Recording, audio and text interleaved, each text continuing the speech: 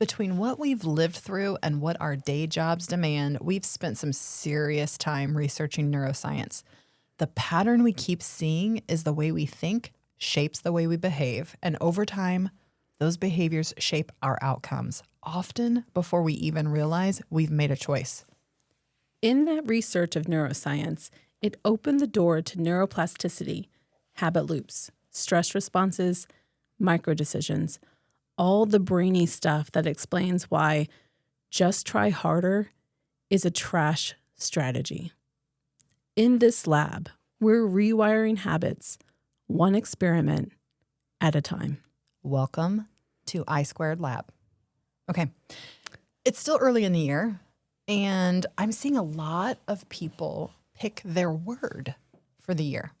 Word of the year. So this reminds me this is back when we did some other research. We were in a program called Emerging Leaders, and I think this was back in late 2022. I think we started it at the beginning of 2022.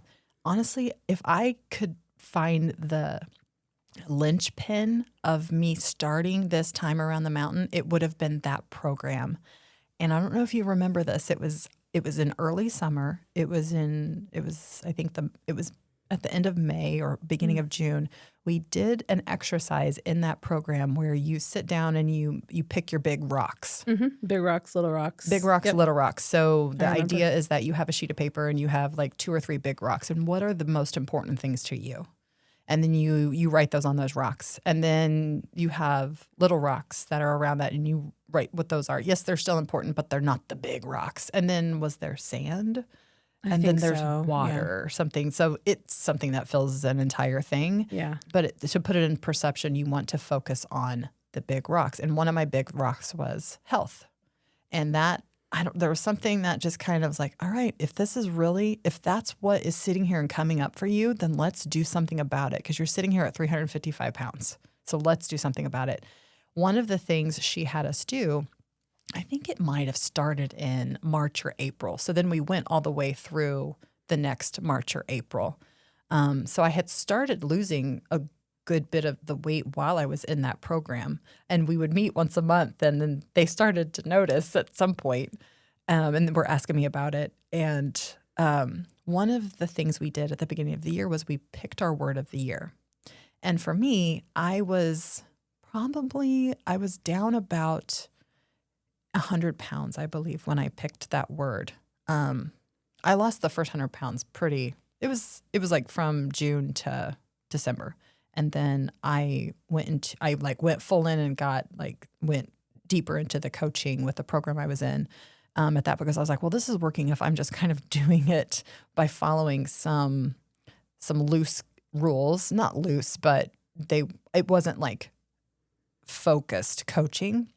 So I was like, well, I think I'm going to need the extra support as I go into some uncharted waters and lose the next 100 pounds, because I wanted to see it all the way through.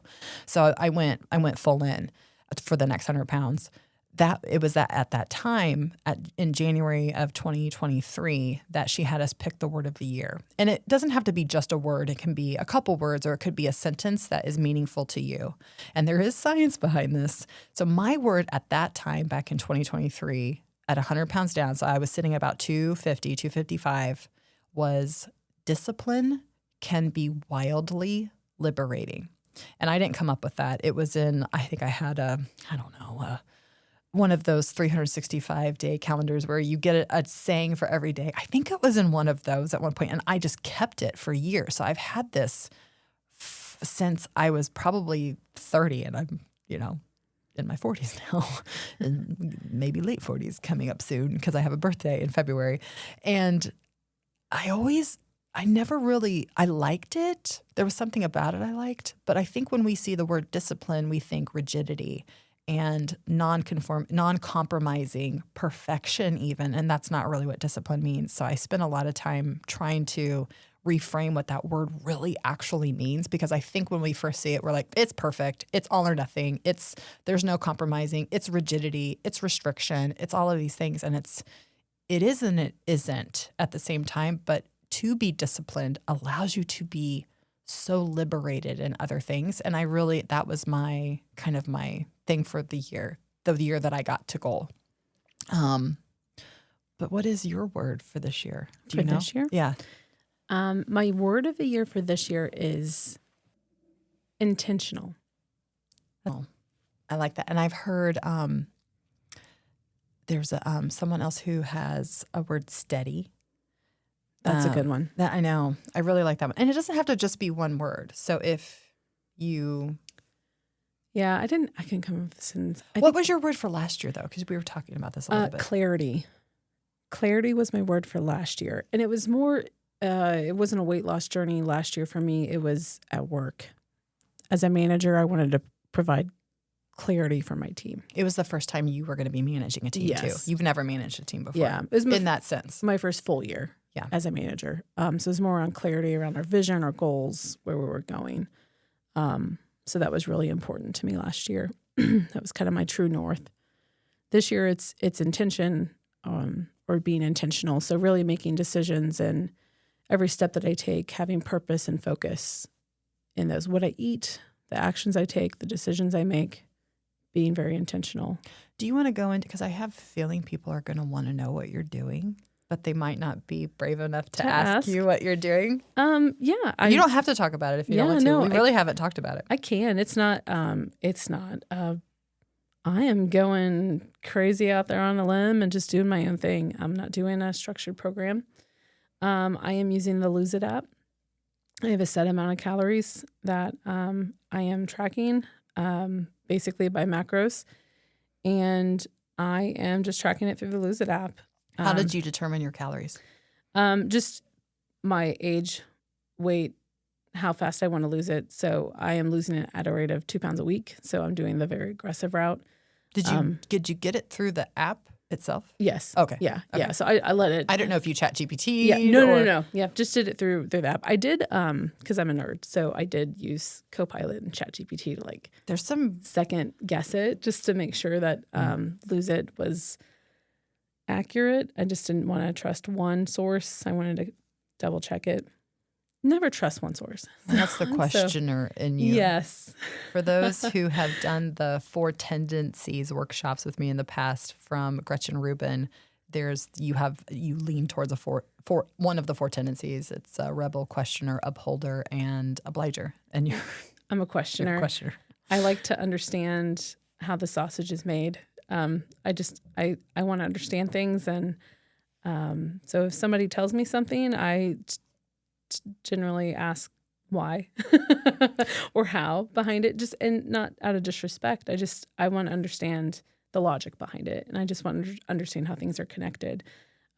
With AI, curiosity, yeah, and with AI, love it or hate it, I think there are some good things that can, just like social media. I think there are some good things that could come from social media. I also think there's some pretty detrimental things that could come from it. But with AI, it can source a lot of programs and results from those programs and give you the best results at this time, especially, as we're coming into an age when our food pyramid has turned upside down, which is amazing. Finally. Mm-hmm. And we can go into that. That's maybe another podcast for another day. But that one, there's a lot of things happening that I think are going to start to give a different architecture to how people approach any kind of goal thereafter. So yeah, hopefully. There's also lots of evidence, because you're going to show us through evidence that this is working or not working, and you'll course correct as needed. Mm-hmm. There's a lot of individuals that I've met through the previous program I was in who did the program for a short period of time, and then they went off on their own, and they continued to lose the weight. I just had an individual reach out to me the other day, and I love her. She was a part of the program I was in. I coached her for a period of time, and she sent me a screenshot on Facebook and said, "You are probably the only one that will know what this feeling is like." And it was a picture of her feet on the scale, and she was at 199. She's in yes. I screamed out loud. Randy was like, "What is happening?" I was like, "She is in the 100s." Yes. She's in Wonderland, we used to call it. Wonderland, yep. Yeah. We used to call it Wonderland. We've been playing with the idea of finding one for getting in the twos. Yes. Twouville, Yeah. something. We need to come up with something really catchy for that one. Yeah. But I was like, wow, she's done incredible stuff. I might see if I can't get her on the podcast because she's got a great story of what she did right before she started the program. It's wild. It was like one last hurrah, and I'm not going to say it. I'll leave it for another day. It's the coolest thing, but to see that she's kept going and done her own thing this whole time is proof that you can construct your own way. It doesn't have to be a structured program. Absolutely. You can experiment honestly, with it. I feel like a lot of the programs are very similar. Yes. I mean, you've even said it in some of the coffee chats. The last coffee chat I went to, it is just a reduction. You're burning more than you're intaking is what it comes down to. Obviously, there's more science behind it. You want to up your protein. You want to make sure you limit the carbs. But it really does. It's very similar.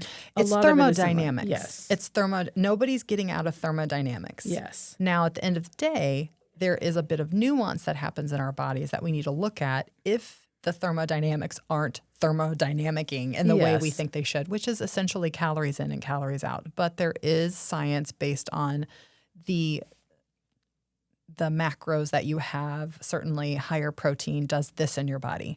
Lower carbs does this in your body. And it's understanding the mechanisms that the levers those will pull in you at the age you are and at the gender you are. So, of course, are your hormones regulated? Because if your hormones are not regulated, it's not that thermodynamics won't work. They will work slower, and it will just, the rate of loss will be different for you. You're certainly not going to get out of thermodynamics. If you're eating 0 calories, you are not going to gain weight. Right. That's not going to happen. Yeah.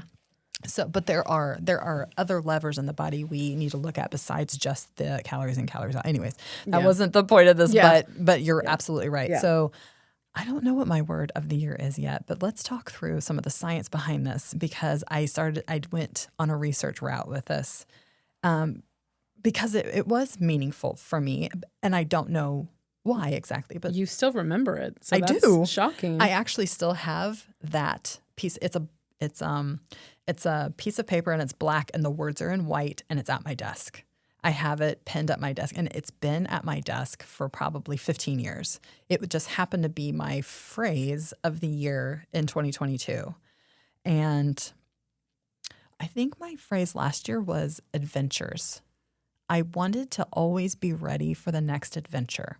I didn't want to have to, because you know how it's like, oh, okay, what the catalyst for me that really launched me was doing the big rocks. And then on top of that, I was picked to go in a program overseas to Switzerland through work. And I didn't want to truck through Europe at 355 pounds. I really wanted to experience Europe not at that weight. There's a lot of walking. They don't really believe in a lot of air conditioning, not in the same way Americans do. And I was always hot, always uncomfortable, always sweaty. If I had to move my body in any kind of way that was more than like 2 minutes, I was sweating. I think that's a good maintenance word too. What is it? Adventure. Adventures. Because it always keeps a goal or a target in front of you. Yeah. And you don't know what it is. Yeah. I was lucky enough to know that I had a year at that time. I thought I had a year to get down to a weight that was not 355. I didn't know exactly where I was going to be, but it was darn not going to be in the 300s. And I felt like when I started that, I'm always starting something new if there's an adventure I have to go to. Oh, I've got this wedding I go to. Well, I'm going to lose 30 pounds for it. Oh, I've got the class reunion I'm going to go to in 6 months. Well, I'm going to lose 40 pounds for it. There's always this, I've got to lose weight to go to that. And that's the cycle that we have to stop. I shouldn't have to become something else to go and do something. And these adventures could come out of the blue. I could be asked to go. They always do. I could have been asked to go to Switzerland in 2 weeks. And when you're heavy, you typically say no to the adventure. That's what happens. That's what I wanted. So that was my 2024 word. Smart. Adventures. Smart. Before you go, are you about to go into the science behind it? Go ahead. My questioner has questions. Yes, questioner. So we went over what discipline isn't to you. The word discipline, you were like, people think it means, Yes. this is this, but it's not that. Rigidity, restriction, perfection. It's early in the morning right now. My brain's not working. To me, when I hear the word discipline, I don't know why I think of the word structure. I think structure for some reason. What does it mean to you? Discipline? Yeah. Today, it means something different. Before, it meant perfection. Okay. Today, discipline means consistency. Okay. To me, which also you have to go into that because consistency to some people's brains could also mean perfection. Yeah. I have to do this like this every day. And if I'm not doing it like this, then I'm trash. whatever it means to you. And that's what really being curious in this lab means is how does it make you feel? When I say structure to you, do you immediately go, oh yeah, let's do it? Or are you like, not me? And it's probably different for everybody. Yeah. Because to me, I'm a planner. Mm-hmm. So structure to me means a plan. It's so you like that? Yeah. So how I'm a planner and I'm a planner because I like to make plan A, B, and C because I work at a company where plan A, we never do plan A. We always do plan A, B, and C. And that's why I do plan A, B, and C. So I like to just have those in my back pocket, basically. So then I like to be prepared. So we're not wasting time because my efficiency my achiever comes out. So when I think of discipline, I think structure because I have those plans in place. So we're ready to rock and roll. We're ready to go. And then I like consistency in there because to me, it just means I have the structure in place so that I can be consistent, so that I can always be ready and I can always go and I can always get it done. So I don't know. That's kind of how it goes in my head. I think it matters this sounds a little woo, so don't stick with me on this one, but it matters how it feels in your body when you hear a word too. Because sometimes we don't know how we really think about the word. We think we should think about something in a certain way, so we are trained to react in that way. But subconsciously, we could really have a bias towards it. When someone thinks discipline, they could think of their grandfather who was up at 5 a.m. and was beating their knuckles with a stick because they didn't do X, Y, and Z perfectly. Yeah. So discipline to them has this visceral reaction at a subconscious connotation. Yes. Yeah. So that's when I say, kind of pay attention to your body, how it feels. And again, I know that's dipping into a little woo, but sometimes when you say certain things, what do you feel when I say you're a loser? I mean, you will feel like maybe it's to articulate it. It could be a tightening of the chest. I think you're a loser. That's what I think. Really? I'm just kidding. You feel your stomach kind of drops a little bit, almost like a fluttery feeling. Those are some things that I'm just, don't go crazy, but be curious enough and pay attention to something. If you hear something, it could start to cue you in to subconsciously how you really feel about something. No, I understand what you're saying. There's potentially baggage. Yes. And you're just asking us to open up our baggage and seeing what we might have packed there. In a safe way, of course. In a safe way. We all have blind spots. Yeah. It might be stinky, and we might need to unpack it a little bit and repack it. But we get to do that. That's what this space is for. Yeah. So, discipline to me means consistency.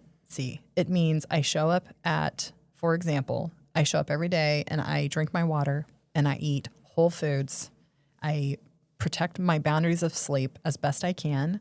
But if I'm not perfect, I'm actually okay with it because I'm still consistent enough. I have more on days than off days. And that to me equals consistency. If I go to the gym 3 times a week. I don't do 6, I don't do 5. We go 3 times a week. Now, the way I show up at the gym is going to be different every time. I might go all out. I might have a PR. I might lift more than I ever have. I also might go in and only lift half of what I've ever have. Or when I do my walking lunges, I'm going to do a body weight this time and not hold 60s in each hand. Like it's sometimes you go as hard as you can, but that still to me is discipline. But so the way I showed up wasn't perfect, or the way I did it maybe wasn't perfect in the whatever connotation I have as perfection in my mind of how I would show up. For me, because I do have a high achiever, I want to out-achieve what I did last time. So every time I go into the gym, I feel like I should outlift myself the previous time, and I've gotten rid of that. The whole point is going to failure in the gym. The whole point is doing something enough where you actually fail at it. And that's the point. That's the part where everybody starts to cheer when you can no longer lift it up. And, you know, I there are people in here that are probably like, oh, the gym, which I would have been the same way. But that's learning how to fail and be okay with it. Learn something from it, move forward. You actually get stronger in the gym when you go to failure. That's the whole point. You don't build muscles until you have hypertrophy and you do go to failure. So you're not winning unless you are failing. And we talk about this in our resilience training as well. You don't really get resilient by only having fantastic days, having great days, having perfect days. There actually are studies. Some studies contradict this, but there are more recent studies out lately that we learn faster from failure. Yep. So I would venture to say we might only learn from failure in a certain context. It's not actually true. Yeah. But it could mean more to you. It sticks with you a little. Yeah. It's more stickier. I was shaking my head at her. I was like, it's not true. Because it's not. There's Kolb's learning theory. This is my job. So there's Kolb's learning theory model. You have to have theory, and then you have to go through Kolb's, you have to practice, and then just look it up. But I won't go through all of that. So there's the stages of learning, adult learning theory that you have to go through. So you don't have to have failure to learn, but you place more emotional value on it when you do fail. So it does go to a deeper level in your mind, to the motive level. So it does stick with you more. So you do truly learn faster and deeper levels. So yes. So I was shaking my head at her. So I'm glad you went there because sorry. I wanted to say it. I wanted to pose the question because I think people will think that, and I wanted them to know that nerdy fact about that. But I will shut up. Okay, go into the nerdy facts of the words. Why a word can actually help. Okay, it acts like a cue. It's like that tiny mental trigger. So if yours is intention, or whoever, when you're thinking about this, maybe think about, or maybe you don't know your word yet, but maybe you will after this. Habits and goals behaviors are strongly driven by cues in your environment and routine. So stable cues make those actions more automatic. So it's almost like this, okay. And if you see a word repeatedly, like you have it on your phone, you have it in your planner header or sticky note on the coffee maker or on the coffee machine, or maybe you have it in your car, wherever you see it, on your mirror a lot, it can become a cue that pulls the right script to the front of your brain. And that's good. We want that.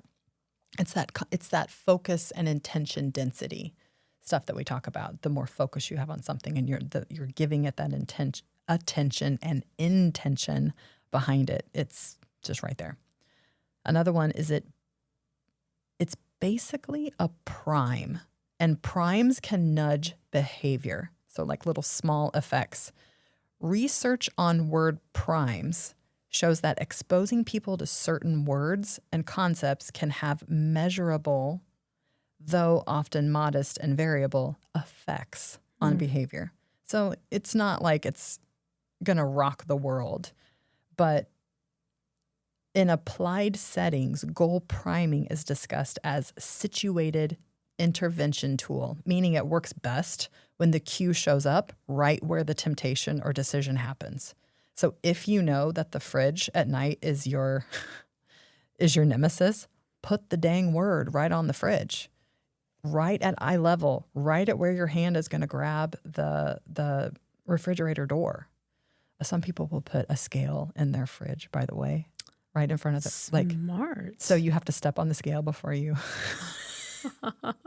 Cruel, but smart. Maybe that's a bridge too far, but if you've got a real goal that you're trying to reach, and that is going to make or break you from getting in there, then maybe you give that a shot. It can function like an identity nudge, having that word, phrase, or a couple words that mean that thing. So identity-based motivation theory says we're more likely to do behaviors that feel identity congruent. That's right up your alley, isn't it? Yeah. Since I'm a rebel on the 4 tendencies, I have to lean into my identity. We just will stick right onto identity, and we interpret difficulty differently depending on whether something feels like a me thing. Me thing being in like quotes. A well-chosen word can be an identity cue. This is who I'm practicing to be. And I want to use the word practicing there because a lot of us are like, I don't feel like I am someone who is going to be forever at this yet. Like, it's so new to me, this whole eating chicken and broccoli. That's not, what I'm suggesting you eat, but whole foods in some way. This doesn't feel like I can do this forever, at least right now. So you can say, this is who I'm practicing to be, or I'm excited to be practicing to be this. It can just it can soften I feel like an imposter by saying this kind of thing. And the well-chosen word is a part I want to lean into here because, and we're going to go into this in a little bit, finding the right word I know it's semantics, but it is also meaningful. So steady, grit, calm, leader, experiment, curious, those words can really trigger that identity cue. It can lower defensiveness through values affirmation.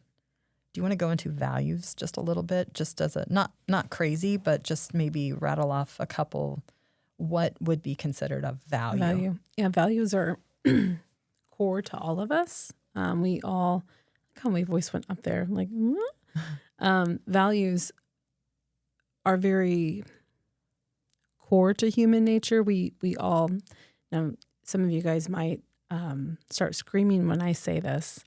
We all have the same core values. We're 99.9% the same as human beings. We're more similar than different. We say this in class and people start kind of fighting us a little bit and it gets a little controversial, but values would be things like I value safety. I value love. I value Life. Yeah, life. Courage. Yeah. Comedy can be one. Yeah, humor. Now, the level that we value it could be different, but people do get a little visceral in these conversations because they think they think of the person that they don't agree with. And you automatically think of someone that you could never have or align your values with. And that's, I think, where I think they almost mix it with like beliefs. Yeah. A little bit. Yeah. Now that is different. Yeah, that's different. And anyways. So if your word is tied to a value you care about, it can act like a mini self-affirmation, which has evidence for improving receptivity to health messages and producing small but reliable behavior effects in meta-analysis. So discipline can be wildly liberating from an identity standpoint and a value standpoint. That checked the box for me then. I wanted to be seen as someone who had discipline, even though discipline is actually low on my Clifton streaks. But I still want to be seen as somebody who's got my life together. Mm-hmm. I've got my stuff. Right. I know what's going on. I think we all want that to some degree. But can I say one more thing about values? Of course, please. Values are always positive. There are no negative values. That's a good point. Sorry, I just have to say that. Yeah, no, that's a good point. Yeah. That's a good point. The trap. on this, where the word of the year could become this like little glittery screensaver. I mean, the word helps most when it stops being like this. What do we say a lot in lead? This, this just saying everybody says. Platitude. A platitude. Yeah. When it stops just being a platitude and becomes a behavior filter. Otherwise, it's just a fortune cookie in a sense. It's just words without It's just meaning. words. Yes, that's exactly it. So we can make it science shaped a little bit. And here's a couple things we could try. Pick a word that points to a process, not an outcome.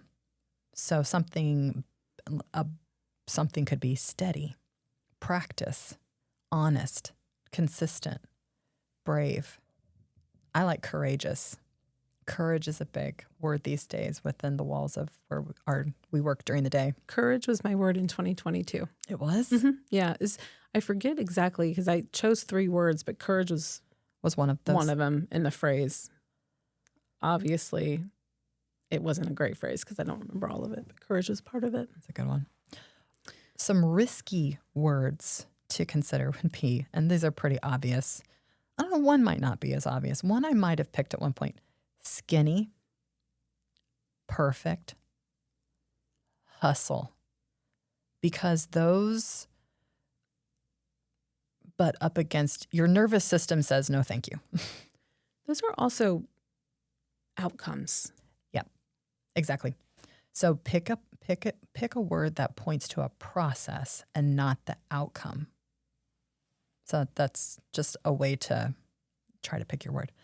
Define it as a 2 to 3 observable behaviors. So when you think of the word, what behaviors do you think of when you see that word automatically? So it's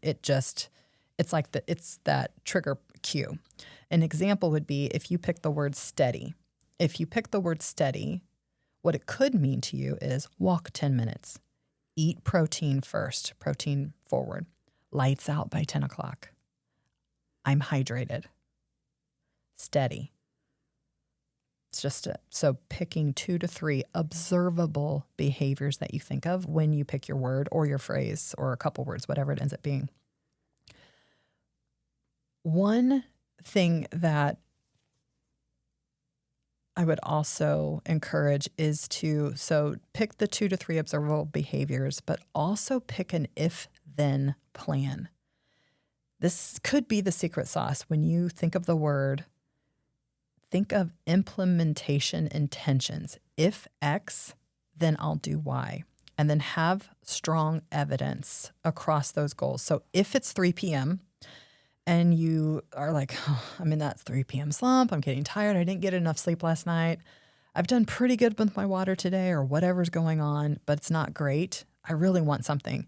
And then you think of your word, and if your word happens to be intention or steady or discipline or whatever you think it is, you want to think of your observable behavior cues, of course, but then your if-then statement could be, all right, if it's 3 p.m. and I want a snack, then I drink water and walk for 5 minutes or walk for 7 minutes or walk for 10 minutes. And it could be walk for 3 minutes. Mm-hmm. In your house. It could be something that's getting you back into your body by the cue of that word. The last one would be to place the word where the decision happens. And we talked about this a little bit, but that's the situated cue. The idea is the cue, you want that cue in the moment that it's happening. And that beats it being like in your journal at night or somewhere else that's not in the moment where it's happening. So think of the word in those moments. That makes sense. Are you still thinking intention is your word? I am. I think it's good for me. That might not work for other people, but I sometimes run around with my head cut off at work, as the saying goes. Yeah. You're just running around putting out fires. And if you slow down and you do things with intention, then maybe the fires won't happen. Maybe. I I don't cause the fires just so you guys know. I don't cause the fires, but if you have intention, then what we do at work, and not just at work, what we do matters more. And when you think about it from a food standpoint, I think back to when we have done things, we've started this journey many times together. And I remember you and I, when we changed our relationship with food. Mm-hmm. It's you mindlessly eat. You don't think about what you're putting in your body. And when you eat with intention, when you think about what you're eating, you start to appreciate the taste of food. Mm-hmm. You actually taste it and you actually enjoy it. You appreciate it. You eat with intention. I think you're more present. Yes, exactly. We use that word a lot. You're more present and you just enjoy life. You're present in everything. This showed up for me back in 2018 and 2019 when we did Weight Watchers. And I lost 125 pounds then. And a coworker we work with asked us, what's been different for you guys this time?